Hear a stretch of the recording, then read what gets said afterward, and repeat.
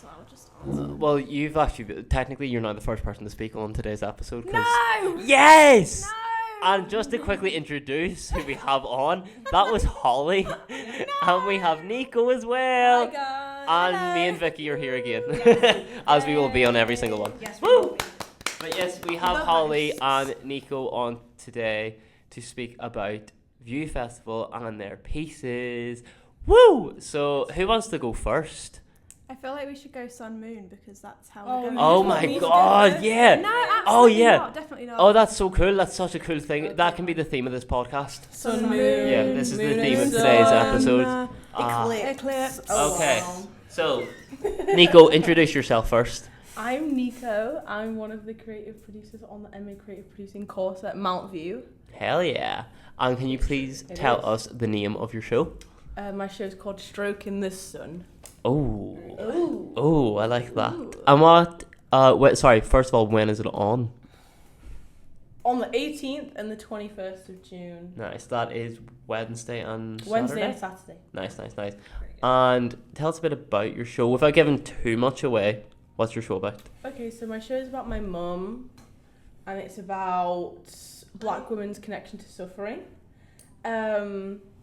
About what we, I guess what we hold on to and what we let go of, and like knowing when to let go, and stuff like that. But That's really lovely. lots of themes of memory.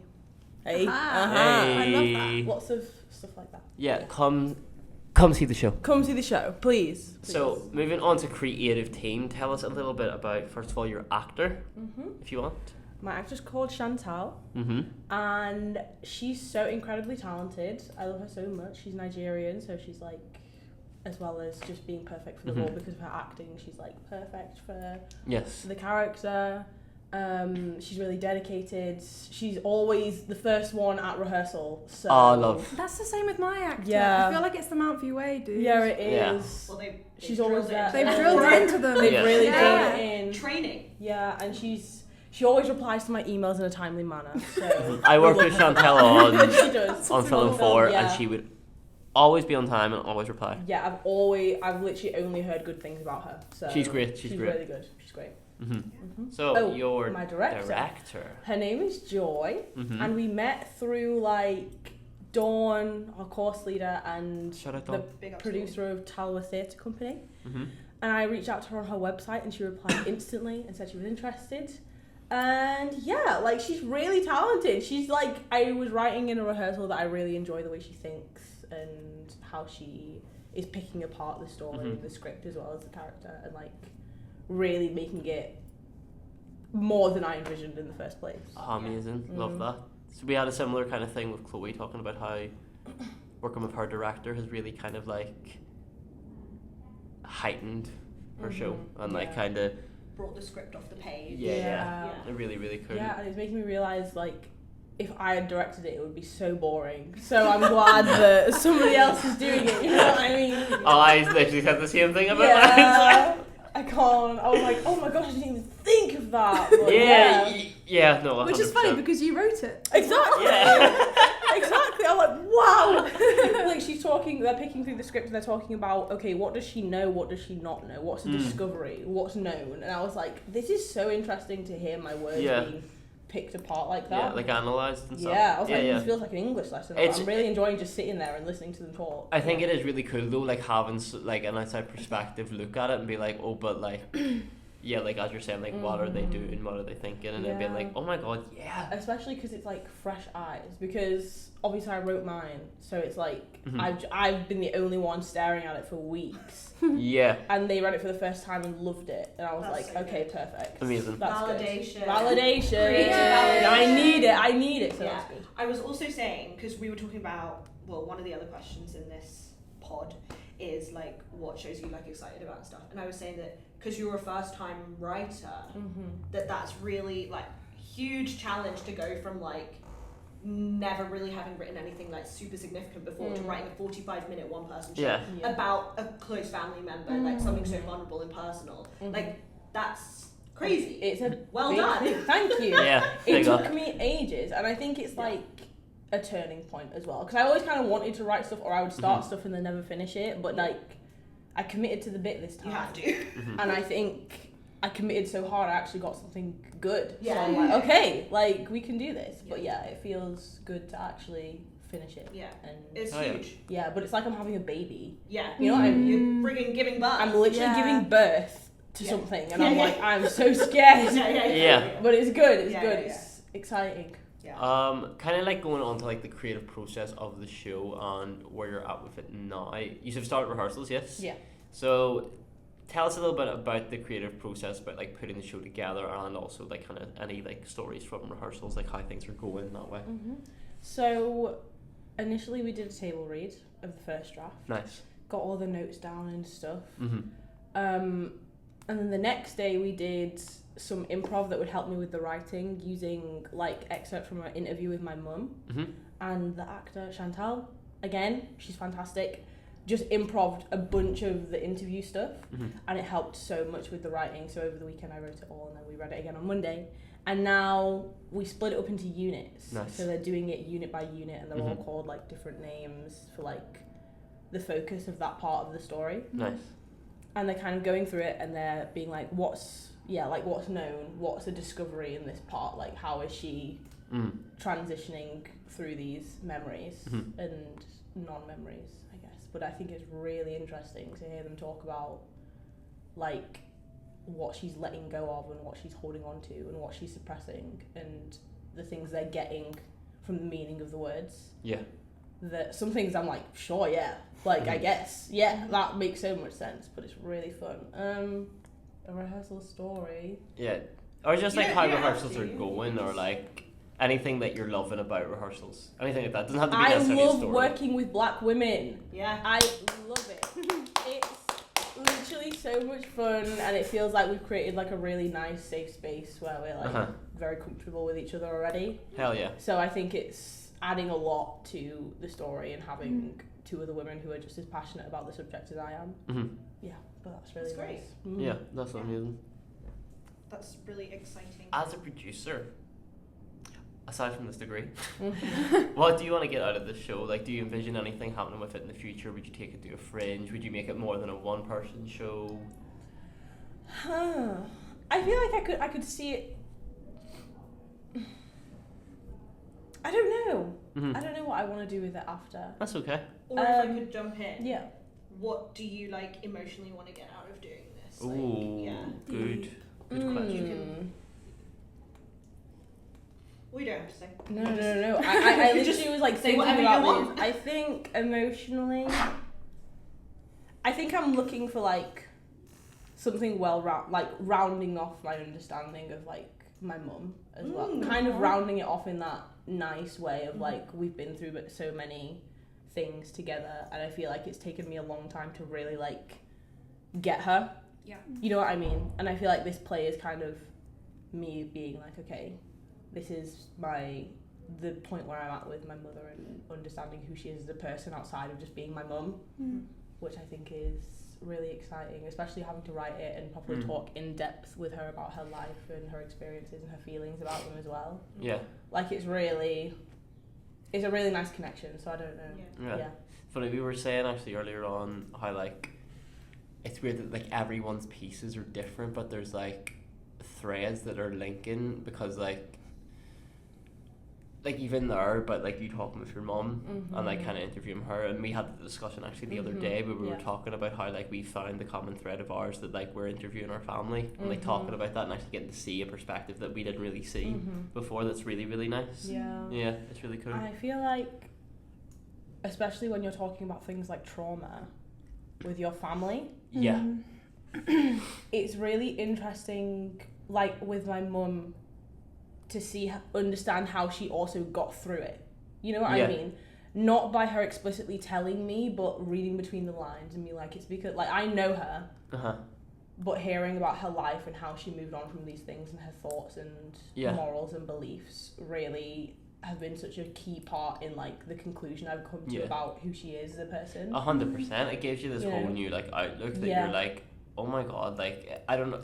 Even it's like you're just discovering that they're a person outside of being like your mum or your dad or your sister or something. Yeah. Like I'm like, oh my gosh, yeah, especially because it's your parent. Yeah. You existed before I did. That's crazy. Yeah. Like, you didn't know me until Yeah. you were like 30 something. Yeah. That's insane. What were you up to? Yeah, exactly. Yeah, what were you doing? Yeah, what was going on? And then you find out, and then you cry, and Yeah. then you write a play about it naturally. Yeah. Do you think that's why you like finally like capitalized on like finishing a show, because you kind of had that connection? I think so. Yeah, I think it's because it had like, it gave me some incentive. Mm-hmm. You know what I mean? Because other things I've tried to write have been completely like fictional, like literally pulled out of nowhere. Mm. But with my mum, I'm like, okay, like my whole thing is I want to bring stories of joy about black people and like Yeah. love, Yes. as well as just their trauma. Yeah. So like, seeing my mum as the person she is now, and then hearing about her life before she got to this point, has been really like eye-opening. Mm-hmm. In terms of It's really beautiful, honestly. finishing. Like, it's finishing a project for a purpose. yeah. As well as just to like show it to whoever. Yeah. You know what I mean? Like, it feels very Personal. yeah. Yeah. Personal. I don't know if cathartic is the Yeah. right word. Yeah, Yeah. definitely. Yeah. It is. It is. Cathartic. It's. I think it's like. I think what you're doing is honestly really, really beautiful. Thank you. And I think with family members, like, when you were just, this is jumping back a bit, but when you said that, like, seeing how, not only seeing the trauma, but how they got through it, it's like you've lived with this person every single day, you know their day-to-day, their ins and outs of how they're getting through each day, but then to like peel back the layers and be like, okay, like the 30 years before you knew me, what we were up to, and how that informs the vision,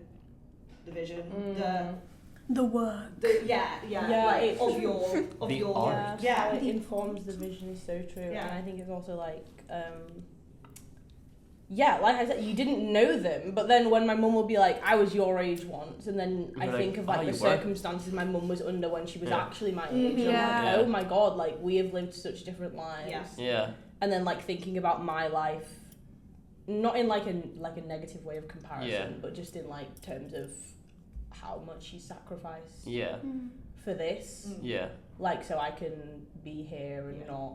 Yeah. No, I completely relate. Yeah. It's like when I was talking to my mum about like similar thing, and it was just like, it made me realize actually, wow, I'm very fortunate to be brought up in the time that I was. Yeah. If that makes sense. Yeah. I was just gonna say, like, even the fact that like 30 to 50 years ago there was like no technologies. Yeah. Like, if people are like immigrating countries, like it's Yeah. kind of like impossible to have quick contact with Yeah. family members Yeah. and things like that. Like Yeah. that is, and the fact that we can just call or text our family Yeah. members And now. see each other on Yeah. the phone as Yeah, well. yeah, Like, yeah. it's It's not even so- like just hearing their voice. You Yeah. can- Exactly, it's like such like a privilege, and it's something that we have like security in that way that we can like communicate and contact them. And 30 to 50 years ago they had to, it was way more difficult and more lonely and stuff like that, and that's like, it's the sacrifice, but it's also like the time period, the way that technology has moved on so quickly is like, okay, like we were brought up in a different time. Yeah. And we have different experiences because of that, not just, well, that's another thing that's on top of the, Yeah, all exactly. of it. Yeah. And I think that's really interesting, and when I'm thinking about my mum's life in comparison to like when she was 22 and now I'm 22, in that whole, they were brought up in a different time, seeing how she's turned out and then relating that to how she raised me, like with more space, even if it wasn't like intentionally, like because she's been through those things. Like I thought, like a big thought process for me when I was writing it was girlhood into womanhood into motherhood is like the natural order of things, kind of like usually that's the way it goes traditionally, but then for my mum it was girlhood into motherhood into womanhood, and then how she's found the space to let me take the natural path instead of like the traditional path, or not at all, without the pressure of like her putting those expectations on me from her life. You know what I mean? Yes. Like, must have been a conscious decision that was hard for her. exactly, and then you do something like this and you know why she made Yeah. that conscious decision, and I'm like, wow, Yeah. It's amazing. It's would you say that like you feel like making this has like brought you closer to your mum? I think so. I think in a strange way of like, I feel like she is my friend. Oh. You know what I mean? Yeah. Not just my mum. Yeah. Well, now you kind of know the younger version of her more. Yeah. Like that person that she was 30 to 50 years ago. Yeah. Like in terms of age-wise. Yeah. That person is the age of your friends now, and you know that Exactly. person. Yeah. I also think that like, when I watched the you know the Barbie movie? Yeah. So I watched it ages ago, but the only part that I really like actually resonated with, I know everybody loved that movie, but you know, whatever.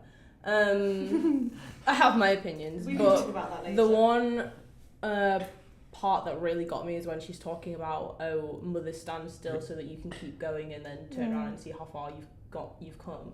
But I feel like this story for me is me turning back and like, you know, reaching my hand out and taking her with me instead of leaving it behind.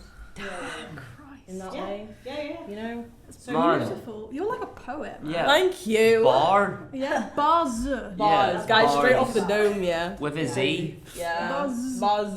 Yeah. Bars. Yeah. Okay. Wow. What have been your biggest challenges so far? With Writing. this? Yeah. Hey, it's hard. It's very hard. It's really hard. Yeah, it's no, really 100%. hard because I actually only did like a draft where I was like, yeah, I'm really happy with this. Like when we were already into rehearsal after like the first round of notes. It's just so hard because it's making me discover that like, also because I've never done this before, even as a producer, I feel like very insecure in my creative practice a lot of the time. Yeah. But being in a room with people that I'm like, okay, it's two black women, like I hope that they are getting the point I'm trying to make and that I'm not being like unknowingly insensitive, like, or saying anything that's like, whoa, you've completely taken like the wrong route with this, but like being validated in that way that like I'm not being crazy about like these experiences for my mum and also from my perspective as a black woman when I'm doing it. But I just think writing it, making it something that's like bittersweet is also really difficult instead of just like one feeling of like, you know, that emotion of like bittersweet is such a like, I think a tricky thing to nail as well. it's really tricky to nail. Yeah. And I think making it feel like it is my mum but it's also not. Yeah. You know what I mean? Where this story also is talking about the suffering of black women. Yeah. Like as a collective, not It's just relatable one. Like it's told through one person's perspective.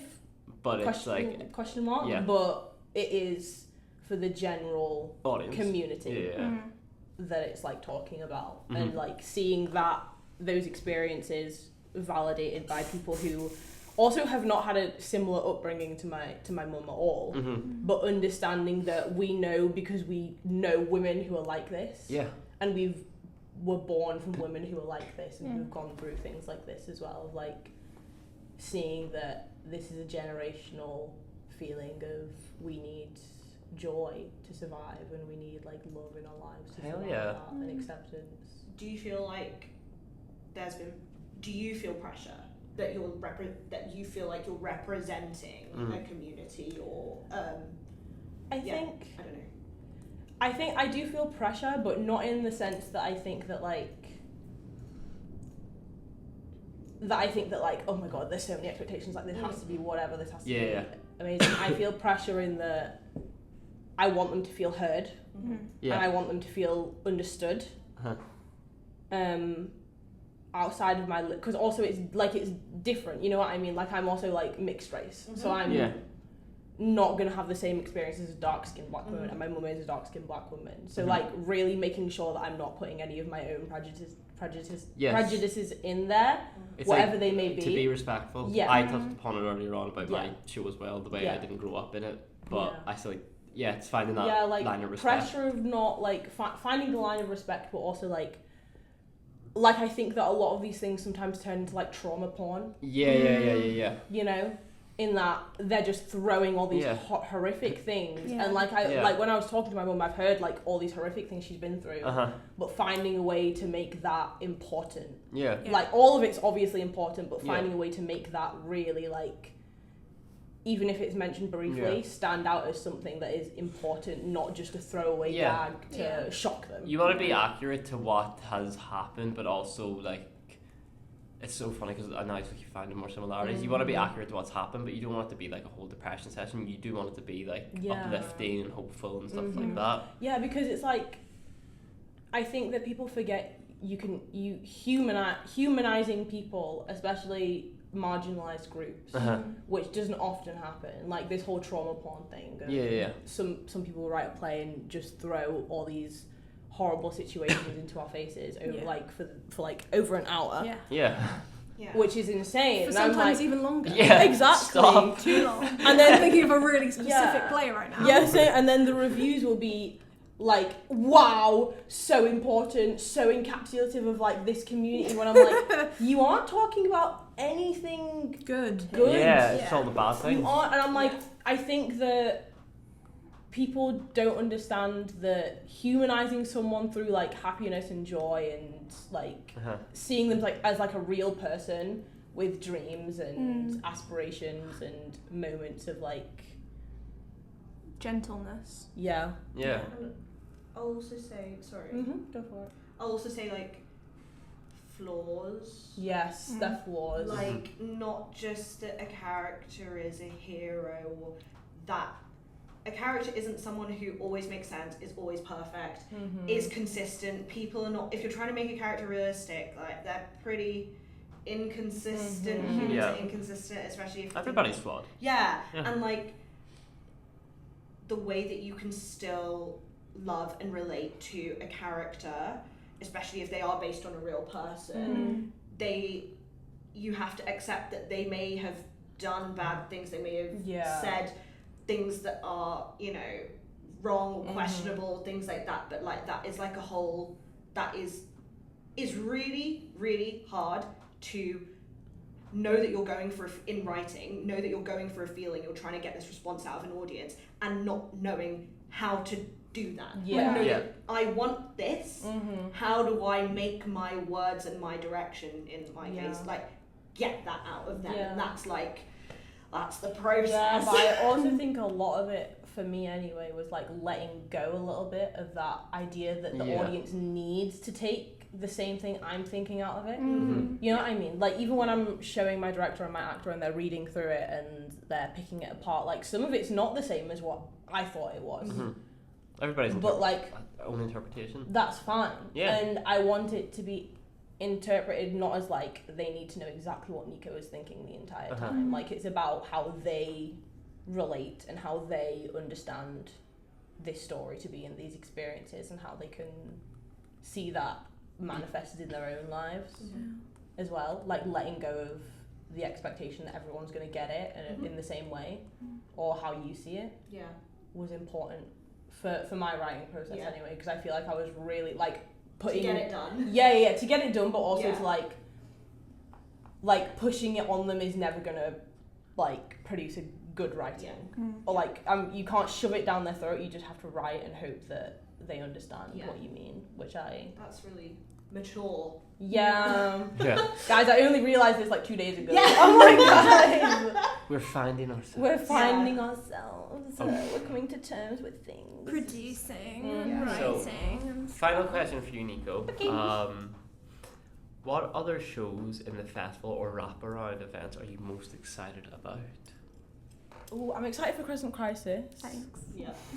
I appreciate that. The moon one. I think it's going to be really nice. Yeah. I'm excited for Vicky's and yours as well. I think Vicky's, because it's such an interesting like premise. Like I think that's so cool. I think it's really good in your directing and your writing. I am, guys. So I'm excited to see what you do with that. And I'm excited for yours, Connor, because I think we have a lot of similarities in the themes.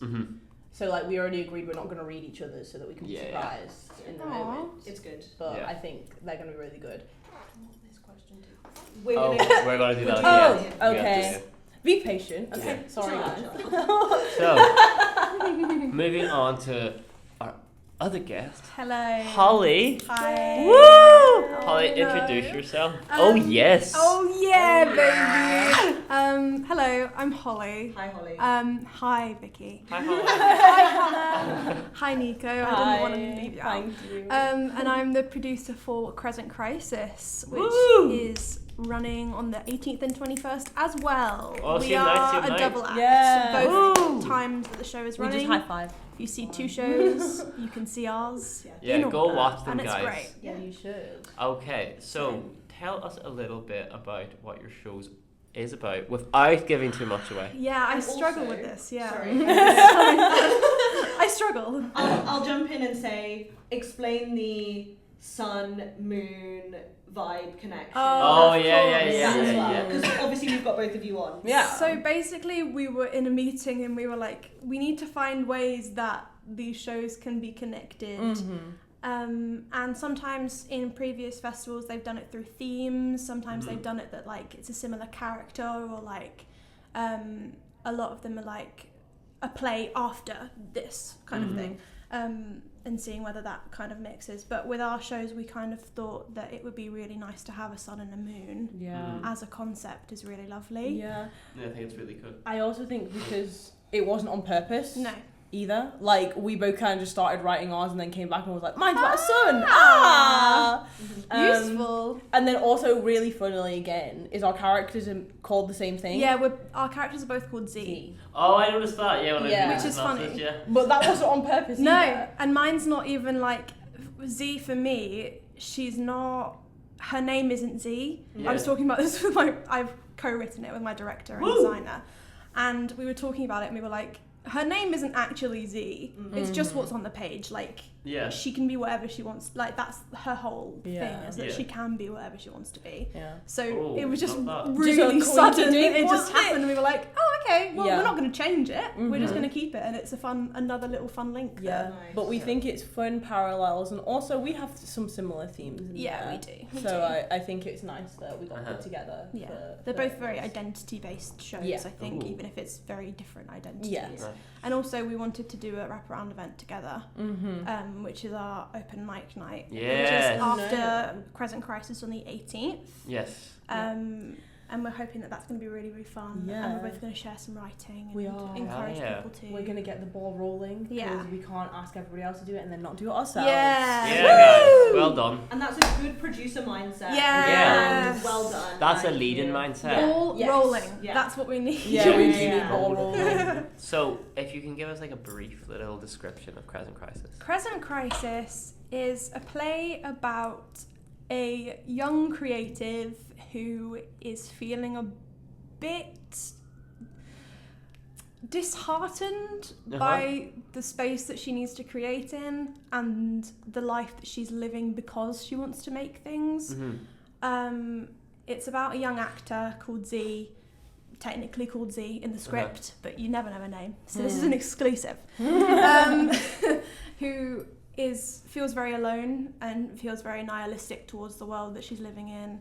And her one kind of companion is the moon, because the moon's always been there for her, and the moon can't talk back. That's the whole thing with this, is that she is venting all these problems, but nobody can actually help her at all, because the only person she's talking to about these problems is way up in the sky. And she's done that for a very specific reason, which I will leave. But Okay. I think I'm picking up what you're putting down. I'm putting, yeah. It's about, it's creativity. I like that, It's picking up. a very universal subject, especially in the Yeah. building that we are currently in. Exactly. Yeah. We're in We're We're in Hollywood Mountview. Arts, dare I That's the say. building. We're in the Workroom 10 to antithesis be of specific. creativity. Oh no! Oh god! No. So yeah, I think it's very fitting for us. That's Oh. really, really good. Moving on to your creative team. Yes. Tell us a little bit about your actor / director Cool. / So- anyone involved. My director and designer and co-writer. She's got 3. Triple threat. Another triple babes. threat. Real triple threat. She's called Amelia Kyriakou, and she is incredible. We worked together at Prague Quadrennial, and we went to UAL together, and that's Nice. why she's a theatre designer. She's brilliant, and she has a really distinct style that I really wanted for the show. And I also knew that she would be so committed, and she has proved me right. I feel very lucky that I have her along. And she's also like a really close friend, so it's so nice to work with somebody that you trust, like in a friend way, but also in a creative way. So nice. And then our actress, she's called Eleanor Hallett, and she is also brilliant. In the same way that Nico was talking about Chantal, it was like she is immediately so in, and immediately like getting all the things we're putting down, and it's so nice to have somebody that comes on board and is like so excited to do something. Because me and Amelia wrote it together, we've kind of been in this little bubble where I gave her the concept and I gave her like a really rough first draft of the script, which a lot of it's changed. But it was this little bubble where it's like, we think this is really good. I really hope this is good. And it's just nice to have somebody that has read a lot of scripts go, and I want to do it. And this is fun, exciting. It's really creative validation. Yes, which is also what the show is about. Yeah. Whoa! We're going full circle here. That was good. I like that. Thanks so much. Also, how did you meet your actor? My actor, I met her through doing the film project here. She was in Pranks and I was the production manager for Pranks, and she just kind of was so on top of it there, and I knew she'd be brilliant, and then her audition blew us away, so we were just really happy to have her on board. That's really good. That's cool. Nice. Okay. Any so like with the creative, like how was the creative process of like coming up with the show? You've obviously started rehearsals, stuff like that. Like, what's it been like kind of now actually making it happen? So the concept weirdly came from a conversation I had with Nico, which is really useful. We basically were having this talk about, and this is ironic, it's really annoying that I have to say this, but we were having this conversation about creating for the sake of creating versus creating for the sake of academia, and the fact that for me, I have been for the last 5 years. Oh my god, 5 years. The last 5 years, everything I've made has been for an academic reason, to get the grade, which is nice because I'm very lucky that I've been in that position. But it's also so disheartening to see that, because I go like, oh, okay, can I create if I'm not trying to get a good grade on it and all this kind of stuff? Being asked to. Yeah, exactly. Which is ironic because I then wrote a play about that whilst getting graded for it for my master's degree, which is fine. It's a bit contradictory. But it does work. Yeah. And I'm happy that I've done it. So, and it's not also for, we're going to take it other places. Can I jump in here? I also think that it's different. Yeah. With the awareness. Yeah. Of why you're doing it. It feels different, Like, I feel like it feels different because now you're creating it because you love it. Yeah, I am. I think it's such a cool thing to do though. Yeah. To like take that real life experience. Like, I always feel like art, well, I can only speak for myself, but I always feel like art has like so much more impact when it comes from like experience, like actual experience. I just think that's really, really good. It's very like weird and cathartic to be in a rehearsal where, because a lot of what Z thinks is exactly what I think. Which don't read into that too much, people that want to see it, because I don't want people to know me that well. We'll all be looking at you, Jordan. But that's kind of why I brought Amelia along, because I knew she had a similar kind of thinking process to me with that. It's interesting. I've had a conversation with someone, and one of it always struck out to me, because I was saying, but creation just for creation's sake. But I remember showing my friend this video of like a dance thing, and he was like, why did they do this? And I was like, because they could. They like doing it. And that was it. And he was like, but like it's from, and like they were talking about just irrelevant stuff, and I'm like, but just sometimes create for creation's sake, like that, like. I think it that's what. Yeah. I mean, like, we can't just make art just to make art. Yeah. I think it makes you like sane again. Yeah. You know what I mean? Like doing things all for a. Like, it's actually like propaganda. I'm not. You know, the whole propaganda I'm not falling for is creating for like a purpose. Yeah. When Yeah. it's like, I feel like when you're an artist, when you're creative, Yeah. if you don't, it's gonna suck all of the joy out of doing it Yeah. Yeah.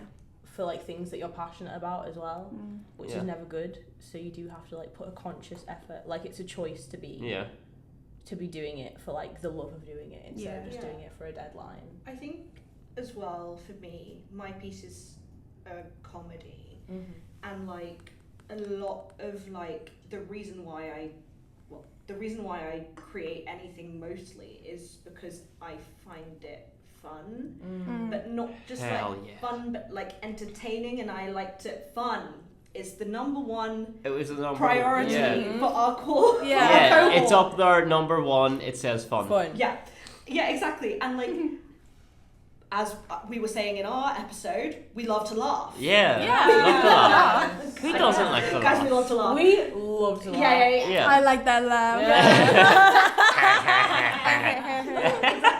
And so, like, I make things because, not just for fun, but like, I think to entertain someone, to entertain yourself, to entertain other people, I think that's reason enough. Yeah. And I think, like, if I find something entertaining, I'm not only gonna find value in it, but like, I would pay for entertainment. But like, there's been tutors who've came in, specifically off the top of my head because I just love her so much, like Ali. Yeah. And she's been realistic about what it's been like, but she's just been so optimistic and been like, but it's so worth it in the end, because the feeling you get, and like, just to plug Turtle Key Arts in there, like Turtle Key Arts work with this company, Amici Dance Company, and it's just a really wholesome, beautiful, special thing what they do, and you're looking at things like that and you're like, oh my god, it is so worth it. Like when you see what they create, and people that are passionate are going to be passionate, like, and happy with their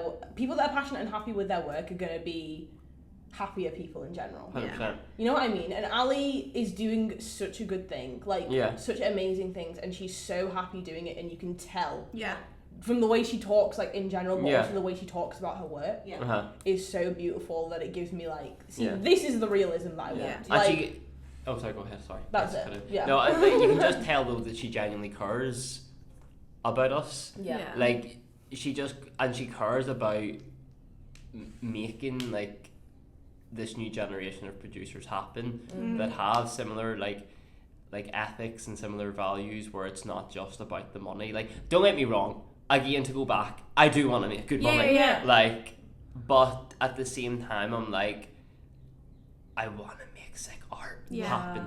Like, but I think that the industry is determined to tell you that those things can't coexist when they can. You know, like that you have to throw away everything that you want to do to make money. When I'm like, you can make money.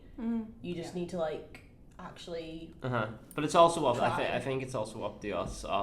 I think I said a similar thing that time we had Malachi in, and they were so cool. They were really cool. Where it was like about making your own theatre, etiquette, and I'm like, well, at the same time, we can just make this new path. Like, I know it's going to be hard. As like, we've been told. Come back to me in like 5 years and I might have a completely different mindset. Exactly. Yeah. Same. But I think that's a good thing. I think it's good that we're coming into an industry that has quite a negative mindset of itself at points. It's like hard times create strong people. I think especially with Ali, I didn't get Ali King. I love Ali. We love Ali. I didn't get. Can you tell? Yeah. No? I didn't get the sense that she was ever being hopeful above her station. Do you know what I mean? I didn't get the sense that, oh, like, she's just dreaming. That's never going to happen to me. Like, I didn't feel like she was leading me on in terms of hopefulness. And I don't think she's, like, she was very real with, like, I've had to cut these things, it's been really hard, these budgets have been difficult, like, you know, but that realism, as well as being supportive and kind, as where we are as producers, we're all doing this course because none of us have really ever produced professionally before. I also think learning from these tutors, like, what a work-life balance is. I think it's good to have job and it's good to have personal life. Yeah. And like, it's nice that they're professionals, aka it's their job, it's their career. Yeah. They also have personal lives. Yeah. And I think that as someone who's done amateur work for 5 years, that boundary has never existed for me personally. And like speaking to professionals and it's like, yeah, okay, that was helpful.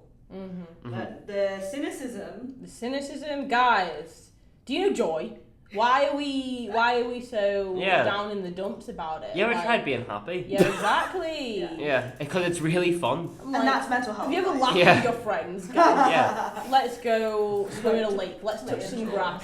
Right, we're getting her so off course. We have to cut so much. Back to the question. Holly, as a you ever feel happiness? Have you ever tried being happy? Cut that. Yeah. As a producer, Holly, what do you want to get out of this show? Like, as I was saying to Nico, like, do you envision this like going to a Fringe? Do you see it as like bigger than a one-person show? Do you see it like more than a 45-minute show? Or do you see like this as a one and done thing? Like, what do you It's think? definitely not done for me. Great. And it's not done for Amelia either. We're both very like, whenever we're talking about this and we're like, oh, maybe this can't happen, we're always going, but next time it will happen. Yeah. Which is a really nice mindset to have, because I've never done a piece of work where I've been like, and I can come back to this. Yeah. Which is great. So yeah, definitely Fringe. I'd love to take this to the Fringe. I always talk, when I talk about Fringe, I always talk about Edinburgh Fringe, because that's like a magnum opus for me. Like it's so incredible. You'll there. do it.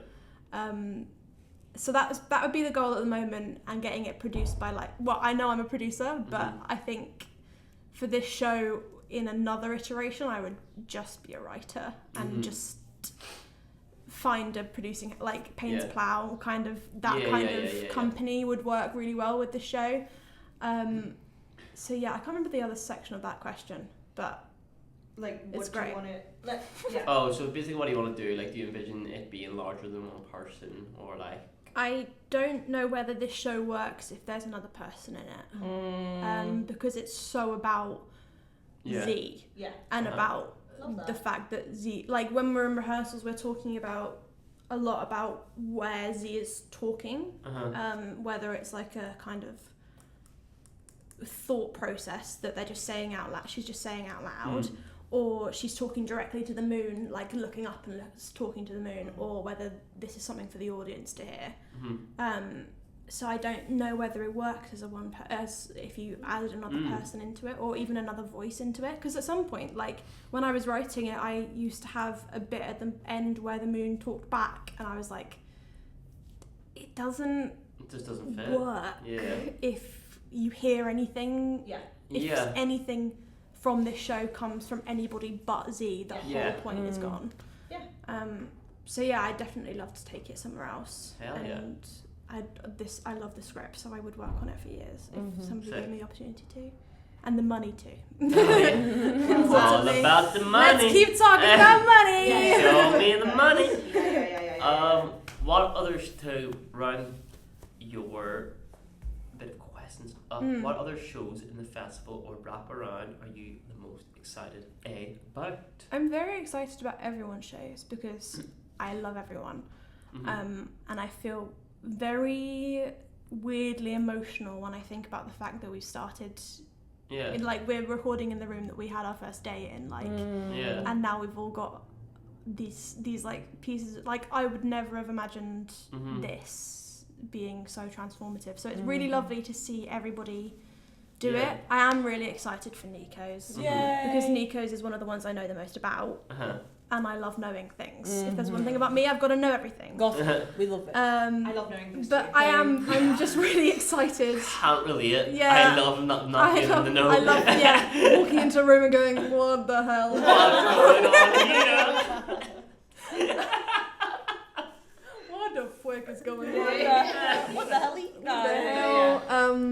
But yeah, I'm very proud of everyone, is what I'm slowly realising. slowly Guys, we're realised. all giving birth. We're all Guys, giving birth in our own special ways. We've come so far, for real. Connor is pregnant and he has been for a year. Yeah. It's true. Yeah, Holly's the dad. Yeah, I am. I'm the father. I think Pregnancy reveal. it's nice to see how far we've all come. Then. Yeah. Yeah. At the beginning of this year, I will freely admit this, I did not know what a producer did. Yeah. Like, I turned up as a recent graduate who kind of interviewed on a whim because I wanted to do a master's, but I didn't want to do an acting master's, basically. Yeah. And I wanted to learn how to put my own stuff on, and I've done that. Yeah. That's crazy. Yeah. A year ago, I was studying law. Yeah. Like, what Yeah. are we talking about? Nico as a lawyer is really funny to me. Right? I know you'd be great at it, but like the idea of you in court is really funny. Yeah. I'm like, but Your Honour, you weren't there. Your Honour! Like, Please. Your Honour, that's class. Please. Your Honour, like, you literally weren't there. Like, Yeah. why? Like, Me, I wasn't there, but I know. I know you're not talking, Your Honour. Like, oh gosh. Yeah. Funny. no, I completely agree though with your sentiment on like, because I said a similar thing. It's just amazing to see how far everyone's come. Yeah. From like that first session we had in one of the studios where it was just like, hi, I'm such and such to now being, and it's also been like such an amazing. I think it's been such a special thing because I think this is rare, but it's so special how much like our class has really connected and gotten on and is so supportive of another. I think that's a very rare thing and special thing to find. Because I'd say I'm classmates with everybody and I'm also close friends with everybody. Like I've never been in a group of people that is so supportive in my life. Yeah. And I think that's partly because being a producer in general, you have to be somebody that's on top of it, and you have to be somebody that's like pushing a team towards the best kind of way it can go. Yeah. And everyone's so proactive, and it's crazy to be in a group of people that are so like, let's do this. Yeah. It's done already. Great. Yeah. Sick. Yeah. People Amazing. so nice. After having a whole undergrad experience of that not happening. I'm openly saying that. I'm like, you're not even It's worried. No, I also you really walk in a room and it's like, you've done the form already. Thank you. It was wild. Such great news. To the first like month of being here, I was like, what do you mean everyone here is a producer? I'm used to working with like one other producer and everyone else being actors. Yeah. And I did say that pointedly. Yeah. And read into what I'm saying. And we're not cutting that. No. And I've always said that. And I've always said that. And actors and directors and creatives, think about producers and what we actually have to do. Yeah. Okay? Let's just like consider. Yeah. We're all in this together. Yeah. So let's all support one another. Yeah. I find it crazy how much intertwining there is as well. Like Yeah. I think there's 0 people in this room that producing is the only thing that they do. Yeah. And that's so nice. Yeah. Because I have like 4 or 5 directors I could go to now and be like, direct this thing as a director. Go away from being a producer and come and direct this for me. Yeah. Like I would say that to like 3 or 4 people in this class. And be then being happy like, to have can you that. read over my work? Yeah. Like, because we have Yeah. writers Yeah. and stuff. Like, it's crazy. It's just also like, it's so nice to have that element of trust in these people as well. Yeah. That you're like, I actually trust you to do this for Yeah, me. like I know you're gonna do it, and you're gonna do a good job. Yeah. Like I don't need to worry. It's useful. We have a shared experience of being in this class, so like we know what that we all have had the same access to the knowledge. So I know that you guys know what I know. Yeah. So it's actually all fine. Yeah. So that it's like a baseline level of like security in a way of like you know what these people like are capable of. So it's actually fine. Okay, talk about the wraparound event you're most excited about. The wraparound event I'm most excited about is Eclipse Sunday. Yeah, I'm the most open mic. excited about that one too. Because I'm really hoping that people want to come and share things. Yeah. Remind us what date and time it's happening. It's at 8:30ish after Crescent Crisis on the 18th of June, Wednesday the 18th. In the loading bar at Mountview. So you can come straight out of Crescent Crisis Oh my god, the convenience. and be crying tears of joy as you walk into. Yeah. It's hashtag I well think- produced. Yes. I'm excited to hear your afterthoughts as well when we speak. Yeah, we're going to talk about our shows a bit during it, which would be nice. Super cool. So yeah. To round off this fantastic episode, both of yous, what's some things, or like, what would you say, like some recent things like television, music, or stuff that's like been inspiring you lately? Oh man. Or like have inspired your shows as well. I have Yeah, go on. 2 films. Uh-huh. So I watched Rye Lane the other day, and I loved it. Yeah, it's literally here. It's about Peckham. Yeah, I was Is it like, actually? oh, yeah. Oh, It's okay. about Of Peckham. course, yeah. It's And it's phenomenal. like a black love story. It's phenomenal. And it was really sweet and so like well done, and I just love seeing like black people be in love and not have to struggle, and like they're just happy and in love, like guys, yes, like we can do this, and they were so cool, and they had like personalities, and they weren't really one-dimensional. Like I just thought that was really sweet.